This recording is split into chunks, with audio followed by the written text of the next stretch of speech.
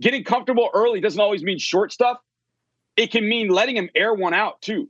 Hey friends, welcome into TexAgs Rewind presented by Specs in the Rollo Insurance Studio. Got a whole crew with me. I've got Caitlin Torn, I got Ethan Jones, I got Cade Bickham in the back. All right, you had a stat for us, Mr. Jones, about defensive line versus the LSU offensive line. Yeah, this game's all got to be about the line of scrimmage. Both LSU and A&M kind of have like two of the best like line combos in the nation. So let's look at LSU's offensive line. Sacks per game, they only allow 0.3 sacks per game. That's only 2 in 7 games. But recently we've been really good at getting to the quarterback. 3.5 sacks per game in SEC play. So that's going to be really fun to watch. And then on the opposite side, we have sacks per game allowed for our O-line, only 1, and they get 3.4. So it's going to be really, really fun to watch. It'll be a good one to watch, no doubt about that. Cade, your favorite part of the show? My favorite part, you know what? I'll say Max Wright. Max Wright was good. We had him on the audio. He was giving us his takes on the Mississippi State win, giving us a little LSU preview. It was good stuff. Caitlin, I'm going to assume you're going to say John Harris, but tell me who your favorite part of the show was. Well, John Harris was great. I am going to go Alan Waddell, though. I thought that Coach was super interesting. Yeah, Coach Waddell was great. We also had Brian Kortan in studio. We have a lot of stuff on the Rewind. Check it. It's next. But what will it take to beat LSU at home, where these are two teams that understand the moment? A&M is trying to break through. LSU has broken through, obviously, in years past. What is it going to take for A&M to win this weekend? I'm glad you asked, because I've been looking at a lot of different things that are going to be a huge part of this game. I think that this week especially, it's going to be one in the trenches. I mean, you look at these two fronts, offensively and defensively. You have a ton of talent. You have a ton of guys who are going to be taken in the next upcoming draft. I mean, you look at LSU's offensive line with their 2 starting tackles. I mean, both those tackles are probably going to be first, second round guys. They're both super talented. And both of our DNs, I think, are going to be first, second round guys. And then you flip the script where they have a very talented defensive line. And they have multiple guys on the defensive front who have over 3 sacks. They have, disruptive players. That linebacker Weeks who's been coming in and kind of solidifying himself in the linebacker role. I think that in the trenches, that's going to be where this game is won. Whoever can establish the run, whoever can win the point of attack in that way is gonna have a chance to win this football game.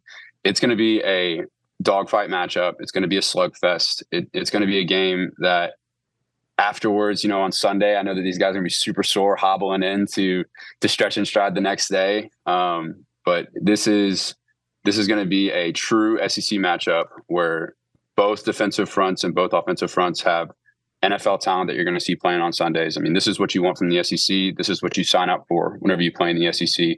A big game with a lot on the line. And I think that in the trenches, especially this week, whoever can win the point of attack is going to win this football game. How do you assess Connor's play? Obviously, he has some throws he wants to have back. Almost had 4 picks, had 2 picks. A game that he did also make some big throws as well. Just kind of, when you see Connor's game, his stat line, and what you saw on the film, what did you see? Yeah, that's the right way of saying this. I felt like the stat sheet kind of matched up. I thought there was some, I go, okay, numbers, like the interceptions, obviously. But there were some good throws.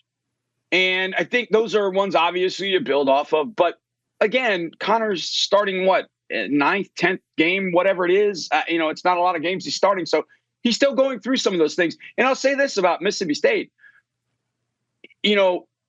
It's a frustrating team to play, especially 1 week before LSU, because human nature with a Mississippi State team, that record was terrible. Even though the coaches are like, hey, look at the Georgia film. These guys are better than you think. Human nature for young kids is we're going to roll these guys, right? We're just going to roll them and away we go. You go on the field and you're serious and you try not to look ahead, but it's human nature to look ahead. I think there was probably just a little bit of look ahead factor, and that's okay. But now you got to buckle down. And now you're playing back at home. And I think, Colin, not that I put it on, Colin Klein, but I think in a game like this, Colin's got to make sure he gets Connor some early throws that are, and everybody says screens and things like that. No, I just think it's got to be quick stuff.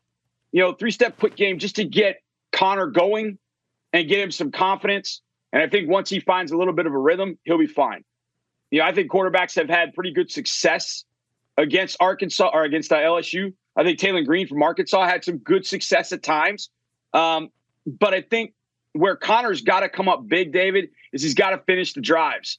Like if they're down in the red zone and LSU stacking a box to take away the run game, which I would, then Connor's got to make those throws. He's got to make the back shoulder fade in the end zone to Thomas. He's got to throw the slant route, off a quick play action. He's got to be able to finish these things with touchdowns. Because like I said, in a game that should be anywhere from 3 to 4 points, the difference between hitting a slant route for a touchdown and having to set up for a field goal could be the difference in the game. So I think that Colin's got to get him comfortable early with, and here's the other thing. Getting comfortable early doesn't always mean short stuff. It can mean letting him air one out too.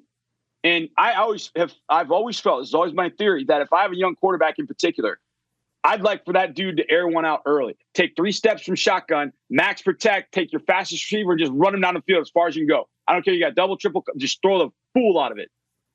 Because that gets all the angst, all the anxiety out. You throw it 60, 65 yards. If you hit it, wow. If you don't, you serve notice, hey, we're not afraid to go deep. And finally, you get all that anxiety out from the quarterback. And I think that's what you want to do from Connor, is get all that anxiety out early. What's A&M's formula for ramping up to get you ready? Because the fall obviously has a lot of importance, understanding there's still another grind ahead. Yeah, we put a lot of trust in our guys. So the summer is busy. So they all play a lot of amateur events in the summer. So we trust that they're doing the right work and getting better. And we follow them, we talk to them, we communicate. So there's a lot going on in the summer. But when they get to us, we track everything from statistics to qualifying. And Coach Fass and myself, we play a lot of golf with them.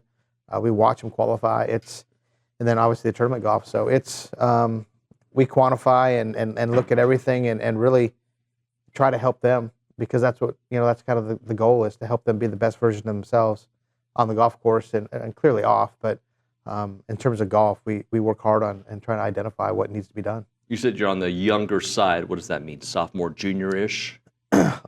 Yeah, I mean, we have, I say younger side, but I mean, we do have some older influence. I mean, P obviously is senior, and Michael Heidelbaugh is senior, and we have a few other guys that are seniors, but the guys that are coming up are the ones that are really, developing. Aaron Pounds and Jack Usner kind of got their feet wet last year and probably didn't go quite as well as they'd hoped. I mean, I know it didn't go as well as they hoped, but they started playing some good golf this summer where they were kind of staying in a nice bookend kind of golf, not too low, not too high, and then got here and started qualifying and really started playing well at home. And sometimes that takes a minute to translate, and it started to translate on the road for those two guys, and they've done a great job for us. And Michael Heidelbaugh's thrown some big rounds in there for us, 66 the last round this week in Greenville.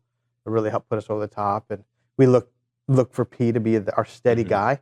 And he tries to be really, he really works hard to be that guy. And then we kind of mix a few other guys in there, whether it's Jaime or, maybe Jacob Sosa is going to get in there. We've got a few guys. I'm sure we're leaving a few out, but yeah, it's fun to watch. Oh, freshman, Wheaton Ennis, obviously. Mm-hmm. So, this week we were freshmen, 2 sophomores, and 2 seniors. Wow. So that's where I get the youngest side from. But yeah, 6'3", 310-pounder. Is going to check every physical box of an impact interior defensive lineman in the SEC. Because he's located in North Carolina, I think you're going to have to, hold off some other people. It's kind of in the heart of SEC, ACC country. Yep. So Clemson, Miami, he had offers from all across the country, Ohio State, all across the SEC. So for A&M to get that one done, you'd rather, if you really like the kid and you want him, you'd rather have him committed and fight to keep him than him be on the open market, and then you're kind of everybody's pulling at him in all different directions. So the Aggies clearly did enough for him on his visit and in that time afterward in terms of the communication to get this one over the line. And so you got to credit Tony Girardetti and Sean Spencer for doing that. But yeah, I mean, it's a big athletic body, short area quickness. Reminds you a little bit, like in that little phone booth that those guys play in the interior, reminds you a little bit of Dalen Mack. It doesn't. Yeah, and he's bigger than Dalen, like taller than Dalen, but the side-to-side, short area burst, the pop that he plays at the line of scrimmage, there's some similarities between he and Dalen Mack there. It's exciting that they continue getting these guys on the defensive line that, some of them are a little green that they can work with, and others that are already ready to go day one. And it's weird, like when did you go back, like what is the moment in time where you point and said A&M really started recruiting the defensive line like that? And I think a ton of credit has to go to Terry Price. Mm-hmm. And him winning out for Myles Garrett, I think and Myles Garrett and Deshaun Hall. Those were 2 recruitments that Terry Price was the key figurehead on, that he won out over everybody in the country. And then not only did they were the highly rated kids, they came to school and he developed them. And then he got paired with Elijah Robinson when Jimbo came in. And Elijah was obviously a fantastic recruiter and developer. But it really I think this whole thing in terms of A&M and defensive line talent turned with Terry Price. And of the many accolades that you could give that man, that's another one that you could hang in his hat. And he just made this place fun for defensive linemen. And it's like Sean Spencer. I saw Coach Spencer at the gym one day. And I said, "Can I tell you something, man?" And I don't know if you know Terry Price at all, but the way you coach reminds me of Terry Price. And I said, that's the highest compliment that I can give a person. All right. Is it going to be Ethan? Is it going to be Torniak? Is it going to be Cade? I'm going to let Cade do it because Cade didn't speak today very much because he got in trouble for showing up late to the show. It was like the show had already started. He showed up 15 minutes late. Just kidding, Cade. Yeah, I was so late. I was the latest. But everybody should go everybody should go comment, everybody should go share, everybody should subscribe for sure. Get TexAgs YouTube to 20K subscribers at some point. That'd be nice. But do it now, though. Yeah, now. Like, if you're listening to this still, subscribe. We'll see you next time, guys. Thank you.